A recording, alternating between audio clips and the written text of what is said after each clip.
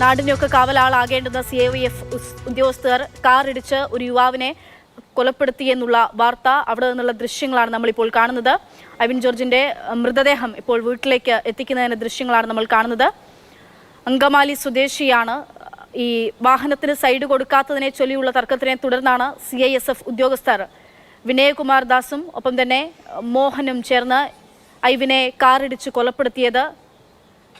സ്നേഹമോൾ നൈനാൻ വിവരങ്ങൾ നൽകാനായിട്ടുണ്ട്. സ്നേഹ, അത്യന്തം ദാരുണമായിട്ടുള്ള അവിടെ അവരുടെ അച്ഛൻ്റെയും അമ്മയുടെയും കരച്ചിലും പറയുന്നു, നമുക്ക് കേൾക്കാൻ പോലും പറ്റാത്ത അവസ്ഥയാണ്. ഇപ്പോൾ ഐവിൻ്റെ മൃതദേഹം വീട്ടിലേക്ക് എത്തുകയാണ്. വിവരങ്ങൾ നൽകും.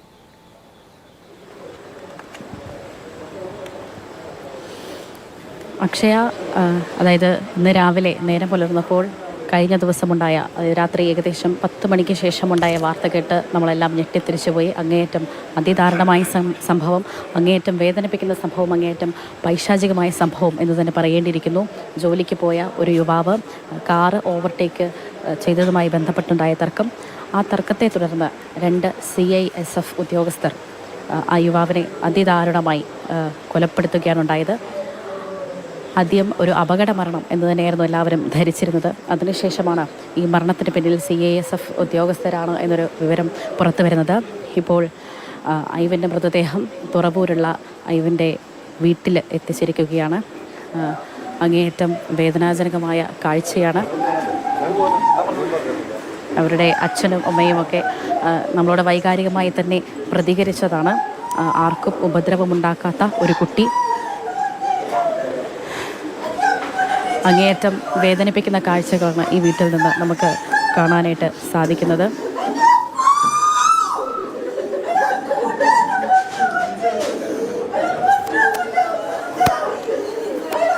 അല്പസമയത്തിനുള്ളിലായിരുന്നു ഐവിൻ്റെ മൃതദേഹം തുറവൂരുള്ള വീട്ടിലേക്ക് എത്തിച്ചിരുന്നത്.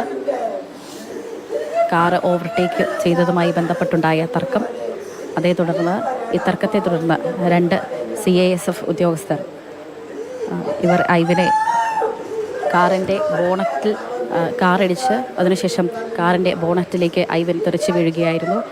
അതിനുശേഷം കാർ ഏകദേശം ഒരു കിലോമീറ്ററോളം ഓടിച്ചു പോയി. അതിനുശേഷം ഐവിൻ താഴെ വീഴുകയാണ് ഉണ്ടായത്. അതിനുശേഷം ഇവർ കാറ് ഓടിച്ചു പോയിരുന്നു. ഇപ്പോൾ അല്പസമയം മുൻപ് ഐവിൻ്റെ പ്രാഥമിക പോസ്റ്റ്മോർട്ടം വിവരങ്ങളൊക്കെ തന്നെയും പുറത്തു വന്നിരുന്നു. തലക്കേറ്റ ഗുരുതരമായ പരിക്ക്, ആ ഗുരുതരമായ പരിക്ക് തന്നെയാണ് മരണകാരണമെന്നാണ് പോസ്റ്റ്മോർട്ടത്തിലെ പ്രാഥമികമായ കണ്ടെത്തൽ. ശരീരത്തിലും മറ്റ് പരിക്കുകളൊക്കെ തന്നെയും ഉണ്ടായിരുന്നു. അത് തന്നെയാണ് ഐവിനെ മരണത്തിലേക്ക്, അതായത് തലക്കേറ്റ ഗുരുതരമായ പരിക്ക്, ആ പരിക്കാണ് ഐവിനെ മരണത്തിലേക്ക് നയിച്ചത് എന്നാണ് പോസ്റ്റ്മോർട്ടത്തിൻ്റെ പ്രാഥമികമായ കണ്ടെത്തൽ. ഇതിനിടയിൽ 2ാം പ്രതിയുടെ അറസ്റ്റും രേഖപ്പെടുത്തിയിരുന്നു. ഇരുവരും CISF ഉദ്യോഗസ്ഥർ ഇരുവരും തന്നെ ബീഹാർ സ്വദേശികളാണ് എന്നൊരു സൂചനയും നമുക്ക് ലഭിച്ചിരുന്നു. വിനയകുമാർ 1ാം പ്രതി SI ആയിരുന്നു. മോഹൻ 2ാം പ്രതി CISF കോൺസ്റ്റബിൾ ആയിരുന്നു. ഈ 2 പേരും ചേർന്നാണ് 24 വയസ്സുള്ള, വെറും 24 വയസ്സ് മാത്രം പ്രായമുള്ള ഒരു ചെറുപ്പക്കാരനെ മരണത്തിലേക്ക് തള്ളിവിട്ടത്.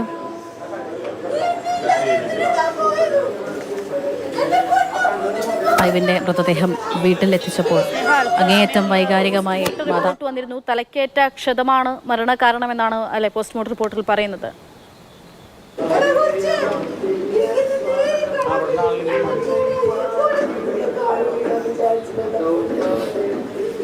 അല്പസമയം മുമ്പ് ഐവിൻ്റെ പോസ്റ്റ്മോർട്ടം റിപ്പോർട്ട് പുറത്തു വന്നപ്പോൾ തലക്കേറ്റ ഗുരുതരമായ പരിക്ക് തന്നെയാണ് മരണകാരണമെന്ന് തന്നെയായിരുന്നു പോസ്റ്റ്മോർട്ടത്തിൻ്റെ പ്രാഥമികമായ കണ്ടെത്തൽ. ഈ ഐവിൻ ബോണറ്റിലേക്ക് വീണ് കാറ് ഏകദേശം 1 കിലോമീറ്ററോളം ഓടിച്ചുപോയി. അതിനുശേഷം ഐവിൻ റോഡിലേക്ക് തെറിച്ചു വീണു. ശരി, സ്നേഹയാണ് വിവരങ്ങൾ നൽകിക്കൊണ്ടിരിക്കുന്നത്. എന്തായാലും വളരെ വേദനിപ്പിക്കുന്നൊരു വാർത്തയാണ്. എന്തായാലും ഈ CISF ഉദ്യോഗസ്ഥർ ഇപ്പോൾ പോലീസ് കസ്റ്റഡിയിലായിട്ടുണ്ട്. പക്ഷേ ഇവർ സ്ഥിരം നാട്ടുകാർക്കാകെയും ശല്യമാണ് ഈ പ്രദേശത്ത് നിന്ന്. അവിടെയുള്ള നാട്ടുകാരുടെ പ്രതികരണം നമ്മൾ കേട്ടു. നാട്ടുകാരാണ് ഇവരെ പിടിച്ചു വെച്ച് പോലീസിൽ ഏൽപ്പിക്കുകയൊക്കെ ചെയ്തിരിക്കുന്നത്. പക്ഷേ കുടുംബം ഈ നാട്ടിൽ പോലും ജീവിക്കാനാകുന്നില്ല എന്ന് അമ്മയൊക്കെ രാവിലെ വാവിട്ട് കരഞ്ഞുകൊണ്ട് പറയുന്നത് നമ്മൾ കേട്ടതാണ്. സ്നേഹയാണ് അവിടെ നിന്നുള്ള വിവരങ്ങൾ നൽകിയത്.